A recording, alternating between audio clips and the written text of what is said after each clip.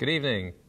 To call my guest a photographer is really inadequate because this guy is a collector, I guess, of some of life's weirdest, most ironic images. Here's just one of them. Some delicate little feet hanging over a boat somewhere. Yeah. My guest is Paul McGuirk. How do you do? I'm good. This is like Princess Spock or something. I think that's why I took that photo. I saw her with those ears on Halloween. Uh-huh. And asked her in. And I told her that I thought she should be photographed looking like that. She was knocking on your door all night and you finally let her out. Yeah. Yeah, okay. That was it. Exactly. Well, this is going to need to pull back because there's more to it here. Okay. Now this is okay, that's good. There's no people in this, but there's, if you can tell, down here, this is the back of a lumber truck. Is that true? Carrying logs? Yeah. Or something? Yeah, it's carrying logs. And they're just we'll sort of zoom in on that.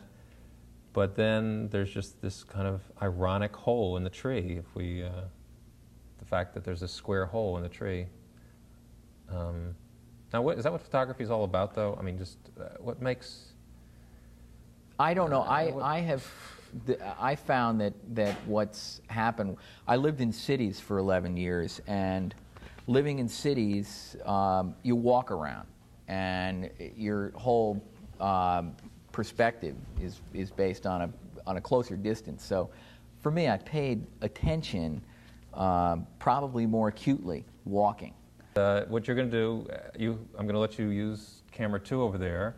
All right. And so you can get off the set and keep your microphone on and sort of talk us through, how do you frame a picture, what you look for, and don't tap your pocket. No, remember. no, I won't do that. And don't trip over anything. So as Paul's making his way to camera 2, he's going to, all right. try to go through maybe the do's and don'ts of taking a good picture. You can pose me, or tell me what to do. Well, I think the first thing that I would do... So we'll leave this on camera 2 and let Paul, whatever happens... if I wasn't going to photograph 2 people, is I would move that other chair out of the way. Okay. And... Now, when you're taking a portrait, do you do like a time where you have to get to know the person and, play racquetball with them or something, or do you just go right in and... It depends, I mean, there's certain people who they have a certain kind of attitude and a certain presence to them. I don't know where Paul's going, but that's okay. It's his camera. And I got to look around, though. That's what I usually do. I don't think you can wear these cameras around your neck, Paul. I think get closer up. It doesn't have a shoulder strap. Yeah. Okay. That's okay. That's okay. I like to look around. If you're just tuning in, we have a complete amateur on the camera. It's no reflection on the crew. Or Actually, what I'm trying to do is push this camera over because I like to shoot vertically. Oh, okay. Paul's going to knock the camera over on its side so he gets a vertical format. I need some help, though. No. Now, I mean, this would be a shot of you, Miggs. Well, yeah, but I'm looking in the monitor, and it's just kind of, Well, I can't move this camera much farther over here. No. But let's see. I want to go forward with it, if it will. Well, it'll zoom in. I mean, you can let's try zoom. That. Still not in close enough. I'm a tight shooter. I think, Paul, your trying to get my angle right. reputation is riding on this. Yeah, well. 600 people watching you kibitz with a camera. See, I do it all with lights, though, Miggs. Okay. You have to understand. I do it all with lights.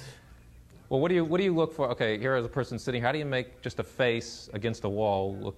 What do you do with it? You don't. Oh. Yeah, I mean, what you'd really do if that's all you had, and you were shooting in color, or even if you were shooting in black and white, a lot really depends on the way you light a situation. Okay. I mean, you add a lot of dimension to something that could be extremely... I really have an urge to tilt this camera on its side. Now, you always see these... Why do they always have executives like this, one finger and all this kind... Do you do that kind of thing? No, I try not to. It's people have a preconceived notion of how they're supposed to look. Sometimes if somebody has a very strong... All right, I'll give you an example. One time I photographed Bob Brown, who was... let's see. So if you want to focus, you got to zoom in real tight. Yeah, I am. Okay. Well, this is the way I look in the mirror in the morning. Now, does it come in focus, though? If I get in that tight on you? Yeah, you have to zoom in first. Bruce will help you a little bit. You have to zoom in first, and then there you go. Doing. Okay. Oh, now I see. Now it's Paul working on the camera. Right. Okay. Now, see, like that now, Miggs. If you just Yeah. Yeah. Now, if you just look this way. Look at you? Yeah. Turn my head or just my eyes? No, just your eyes. Mm-hmm. Okay. I would ask myself whether I like that angle, and I don't know. Maybe on the other side, you know, that if I had you on the other side. Offset. Now, what do most people, when they're taking pictures, they usually just, most people would look at this and go, well, that's off center, you know, that's not. Well, you know, the other thing is that there are times when you're working with designers where you have to make sure that they have a place where they can drop in type on, you know, it'd be nice on the left-hand side. So we'll drop type right in here, we'll just say. We could drop type in post there. with an arrow pointing here. Yeah.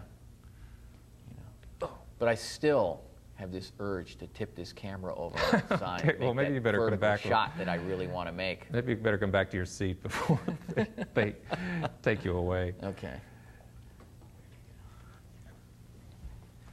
I don't know. If I had to take this camera on me to do work, I think I'd be out of business in a week. Yeah, well, you know, this has got wheels and it's got all sorts of it's a lot more mobile than than what you're used to. Yeah, that's very true. I mean, not as flexible, but more. Well, we'll give a second here to show this one. No, when we get to see this, this is kind of has kind of a, I don't know, murky sexual, perverted overtones to it. This is probably your mother when she was... Actually, no, that's a friend of mine that I've known since I was in kindergarten. Oh. And she used to race cars. She used to race quarter midgets, race cars. Oh, so quarter midget horses. Yeah.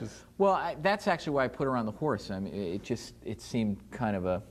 But horses always have that mythical, sexual kind of... Yeah, that's very true. Yeah. But that's what you're reading into the photo, Miggs. That's not what was on my mind when I took it. Okay. Here's another kind of sad. Shot, and very graphic, you know, homeless street person down here on the side, and these two doors with huge question marks on them. Yeah, there's really a lot of... They have a graveyard. We see some of those graveyard shots. Oh, I think sure. Yeah, appropriately, they're under the table. I don't know how... This series started with this photo that I took coincidentally on Memorial Day. Oh, these are not maudlin photos. These are actually some of the more humorous, but they're all taken in a graveyard. Mm-hmm. And we'll go through a couple of these real quick. There's this is just a traffic sign that was there. You didn't... Yeah, it said go right, but I just cropped it where it said go. And I had always wanted to on this particular photo. Well, that's a funny one, yeah, too. We've got about a couple minutes left. There's, this one is... Undeniable. Look at that. Jeez, that's great. Farewell. I mean... I had to stand on the roof of a car to get the right angle for that shot. And this one is... There's another one from this. Is this all from the same graveyard? No, they're different graveyards. That one was in Newport. The one before was in Norwalk. That's in Stamford. Mm-hmm. I'd always seen the train driving through this graveyard and thought, there's got to be a photo in there. I mean, there's something very ironic about a train going through a graveyard. And this one is just outrageous here. Talk about signage and appropriate signage. I tell you, later, Bob. I stopped seeing graveyard photos for a while, and now again, they're cropping up everywhere I look. When I go by a graveyard, there's at least one. Frames from the Twilight Zone or something. Look at this. I took that in New Hampshire.